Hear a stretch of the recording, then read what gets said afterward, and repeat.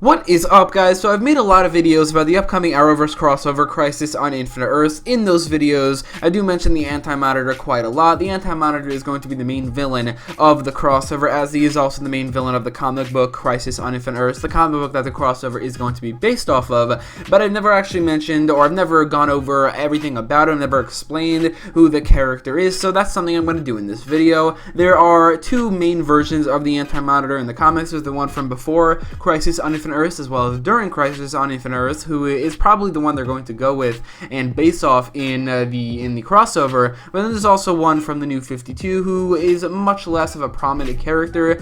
He's never had like the main villain status of anything, any storyline, any crossover event. I mean, the Anti-Monitor in Crisis on Infinite Earths and before in the New 52 was the main villain of the biggest DC event ever, while the Anti-Monitor in the New 52 never really had anything like that. I also think overall he's a less interesting character. His design is, I think, less interesting. His backstory, his motivation, as well as his impact on the multiverse and universe is just not at the level of the Anti-Monitor from before the New 52. So in this video, as well as probably in the crossover, we're going to be looking at the Anti-Monitor from before the New 52, a much larger amount. I definitely think, however, that there are aspects about the New 52 version that are not only very interesting, but also are going to be implemented into the crossover and the Arrowverse's version of the Anti-Monitor. The design of the Anti-Monitor in the Arrowverse seems to be a little bit more similar to his New 52 design compared to his original design. Maybe that's just one of his designs. Maybe you're going to see both designs. Maybe we're going to see the Anti-Monitor based off the Crisis on Infinite Earths version, as well as one that looks more similar. It's the same character, but the actual design of the character looks more similar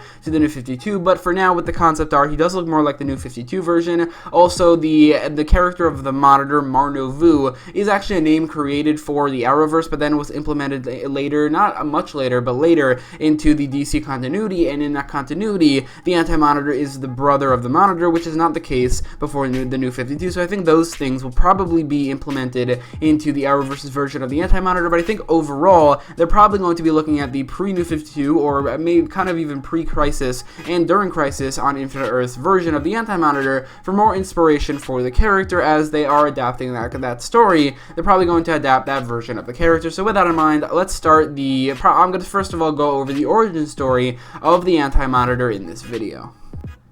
The creation of both the Anti-Monitor and the Monitor links directly to the creation of the multiverse, as well as a planet called Oa, which is most famous for being the base of operations for the Guardians of the Universe, as well as the Green Lantern Corps, which is like the biggest thing of the DC universe that has yet to be implemented into the Arrowverse. There are other things like the fact that Batman's ever appeared and Wonder Woman's ever appeared, but we have gone to Themyscira. Batman has been mentioned, as well as Atlantis being mentioned, but the Guardians of the Universe, as well as the Green Lantern Corps, has never been mentioned, and the references are not enough to prove they exist. So if they're going to use this exact origin story for the Anti-Monitor and the Monitor, they need the Owens as well as the Green Lantern Corps and the Guardians of the Universe.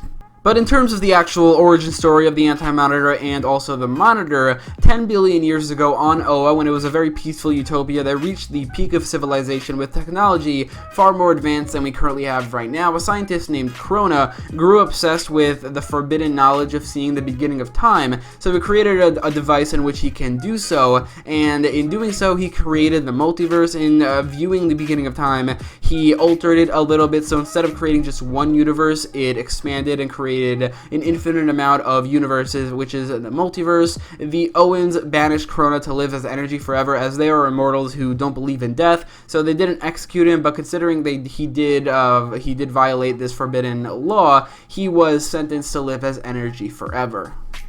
After a civil war broke out on Oa, half of the Owens went to the dimension of Quard in the Antimatter universe. The Antimatter universe is a universe created out of, you guessed it, antimatter, and exists as a kind of a separate thing to the actual regular universe. They kind of coexist at the same time, but also they're fighting each other. But one of the moons of Quard is the center of the Antimatter universe. On one of the moons, an excess of energy took form in the form of the Monitor. The exact same thing happened at the exact same time on Oa in the regular regular universe, which created also the Monitor. The Monitor of the antimatter universe was called the Anti-Monitor from then on out, or it was really called the Anti-Monitor mainly in Crisis on Infinite Earths, while the Monitor himself from Oa became the Monitor. The Anti-Monitor took over Quard and created an army of lightning-throwing people he called the Thunderers, the most trusted of which he turned into Shadow Demons. Shadow Demons are some of the main antagonists of Crisis on Infinite Earths. They killed a lot of heroes in that crossover, in that comic book, and once the Anti-Monitor and the Monitor learned of each other, he and the Monitor began a million-year war, which ended with both of them being defeated,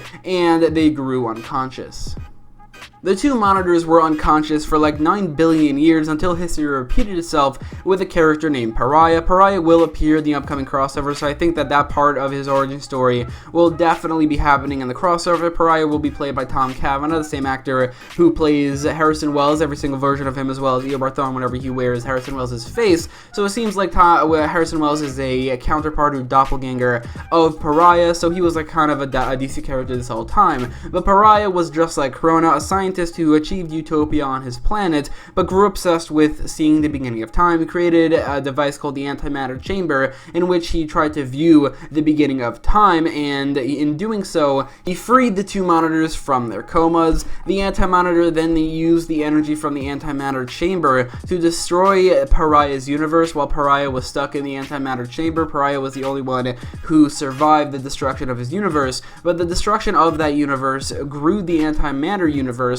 or expanded it and made the Anti-Monitor more powerful, while subsequently making the Monitor less powerful, and the multiverse, the regular one outside the Anti-Monitor universe, became smaller and less powerful. So now this is where the Anti-Monitor's motivation comes from. He then set out to destroy every universe in the multiverse so that the Antimatter universe can further expand, and thus he becomes more powerful and the Monitor becomes less powerful. That's his main motivation, and he does succeed in doing this. With every single universe, he destroys every single one. I don't know how he does that, considering there are an infinite amount, but I guess there aren't an infinite amount, there are a finite amount, but he destroys every single one except for 5, those universes being Earth 1, the main universe that we've been following in the comics all along, also Earth 2, which was the original universe in the DC universe where the original Superman and Batman are from. There's Earth X, which is the Nazi world. That's very similar to the Arrowverse version. Earth 4, where characters like Blue Beetle, Captain Atom, and the Question are from. The characters that they modeled the Watchmen after, the characters who belong to a different company, I don't remember what they're called, as well as Earth S, which is where Captain Marvel and the Marvel family, also originally owned by a different company, were from. In the end of the crossover, these 5 universes combine into one, and the Anti-Monitor is destroyed. But that is his origin story, his motivation, and his overall success in his plan in Crisis on Infinite Earths.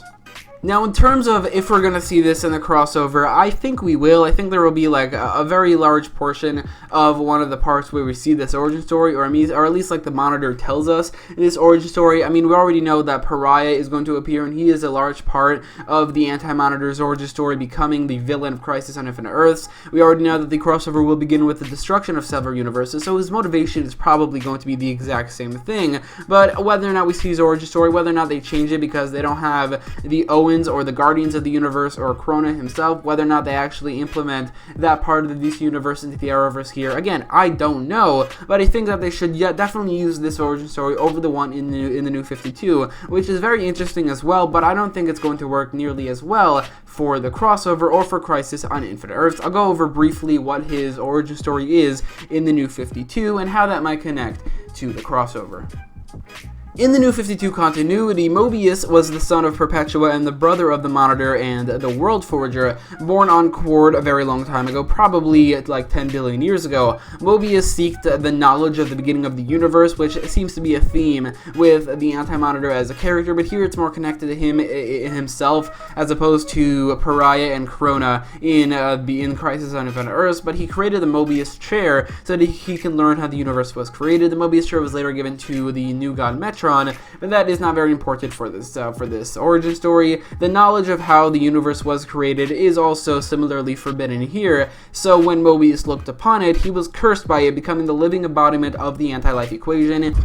The anti-life equation is what created the universe in the New 52 continuity. It's what Darkseid has always been looking for. This actually led to a war between the Anti-Monitor and Darkseid in a comic called Darkseid War, but becoming the Anti-Monitor, he lashed out in pain and became the destroyer of universes. Now, I do think that his origin story here is not necessarily as good, especially for creating his motivation. I think that it's better in the fact that it's more tied to him himself, where he did something wrong and became the Anti-Monitor instead of just being born the Anti-Monitor, where it was more of Kronos' fault and then later Pariah's fault. But I also think that in terms of Crisis on Infinite Earths, in terms of the multiverse, and in terms of his motivation, it's not necessarily as good of an origin story. Now, which one of these they're going to use? I'm going to say they're probably going to use a little bit from both, but a lot more from the pre-Crisis origin story or during Crisis origin story. As it is, it's more fleshed out, it's more interesting, it connects more to the Crisis on Infinite Earths storyline, and again, it's from that storyline, which is what they are adapting.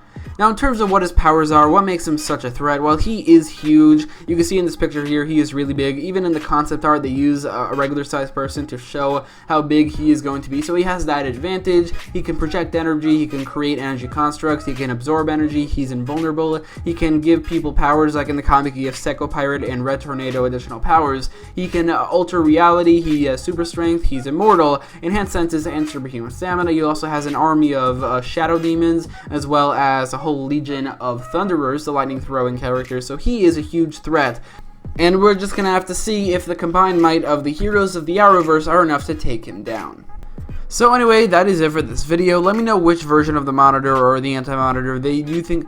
So anyway, that is it for this video. Let me know in the comments down below which version of the Anti-Monitor do you think that they should more adapt from in the upcoming crossover, the one from Crisis on Infinite Earths or the one from the New 52. Let me know all your thoughts in the comments down below. If you like this video, make sure to leave a like, share, and subscribe, and thanks for watching.